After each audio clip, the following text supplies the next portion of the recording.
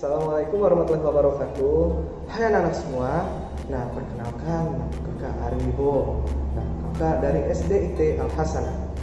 Nah, teman-teman semua, dalam kehidupan kita sehari-hari tentunya selalu melihat hal-hal yang bergerak, ya kan?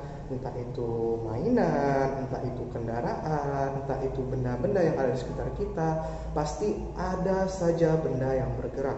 Nah, tapi kalian pernah tidak berpikir kalau apa sih yang membuat benda itu bergerak? Kenapa benda dapat bergerak? Nah, pernah nggak mikir kayak gitu? Nah, contohnya seperti gambar yang ada di sini. Nah, seperti itu. Nah, maka daripada itu, untuk mengetahui kenapa benda itu dapat bergerak, apa yang menyebabkan benda itu bergerak, maka hari ini kita akan belajar tentang gaya. Nah, tadi kan kita ingin tahu bagaimana sih benda itu dapat berpindah tempat. Nah, maka daripada itu, mari kita bahas.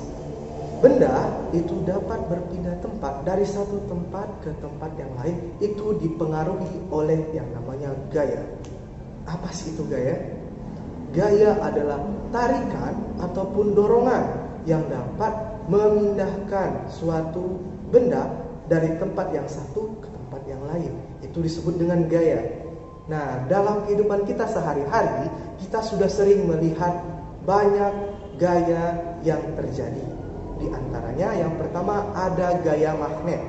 Nah, gaya magnet ini, jika teman-teman semua pernah melihat magnet yang didekatkan dengan paku seperti gambar, nah, magnet akan menarik paku itu supaya menempel. Nah, di sana berlakulah gaya tarik, namanya gaya tarik magnet, maka disebut gaya magnet. Kemudian kita lihat yang di atas. Nah, yang di atas ini namanya ada gaya otot. Gaya otot. Nah, teman-teman semua pernah menarik ataupun mendorong meja. Nah, hal tersebut dinamakan dengan gaya otot. Karena kenapa? Karena yang digunakan adalah otot-otot kita yang digunakan untuk mendorong ataupun menarik benda tadi supaya benda berpindah dari suatu tempat ke tempat yang lain, seperti pada gambar di atas. Nah, kemudian kita lihat gambar yang di samping sini. Nah, yang gambar di samping sini adalah gaya gravitasi. Gaya gravitasi, apa itu? Nah, gaya gravitasi itu artinya gaya tarik bumi. Ketika kita menjatuhkan suatu benda, maka pasti akan jatuh ke bawah. Tidak mungkin dia akan jatuh ke atas. Karena apa? Karena benda tersebut tertarik oleh gaya gravitasi bumi. Nah, yang selanjutnya adalah gaya pegas. Nah, gaya pegas itu seperti apa? Seperti yang ada di samping. Nah, itu namanya gaya pegas. Kenapa disebut gaya pegas? Karena adanya tarikan dan dorongan. Sama seperti gaya-gaya yang lainnya, ada tarikan dan dorongannya. Nah, tarikannya di mana? Pada saat kita menarik panah. Kemudian dorongannya di mana? Pada saat kita melepas anak panahnya. Maka anak panah tersebut akan terlontar. Nah, pada gaya pegas ini ada hal yang menarik. Apa hal yang menariknya? Ada yang dinamakan aksi dan reaksi. Nah, itu. Aksinya di mana? Aksinya pada saat kita menarik. Wah, itu aksinya. Dan pada saat kita melepas, itu benda yang terlontar dinamakan reaksi. Nah, itulah yang membedakan suatu gaya pegas dengan gaya-gaya yang lain. Kemudian gaya yang terakhir ada gaya gesek. Nah, gaya gesek ini seperti apa? Seperti pada gambar yang ada di sini. Nah, ini dinamakan gaya gesek. Gaya gesek ini biasanya terjadi pada sepatu. Pada saat permukaan sepatu itu bergesekan dengan lantai-lantai. Nah, apa gunanya gaya gesek ini? Jika suatu lantai itu licin, maka gaya gesek inilah yang akan meredam lantai tadi supaya dia tidak terlalu licin. Dengan syarat permukaan sepatu tadi tidak licin, maka terjadilah gaya gesek antara permukaan sepatu dengan permukaan lantai. Nah, itulah kelima gaya yang ada dalam kehidupan sehari-hari ini. Nah, kemudian apa sih pengaruh gaya dengan gerak?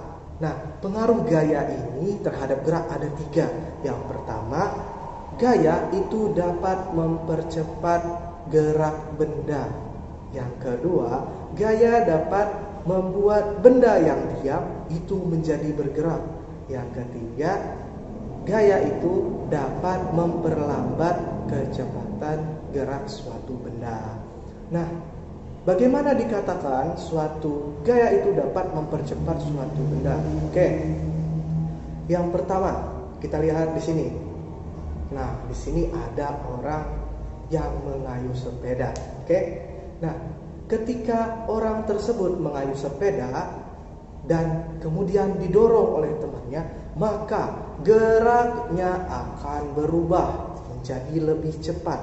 Karena apa? Karena adanya gaya yang mempengaruhi kecepatan gerak benda tadi. Oke?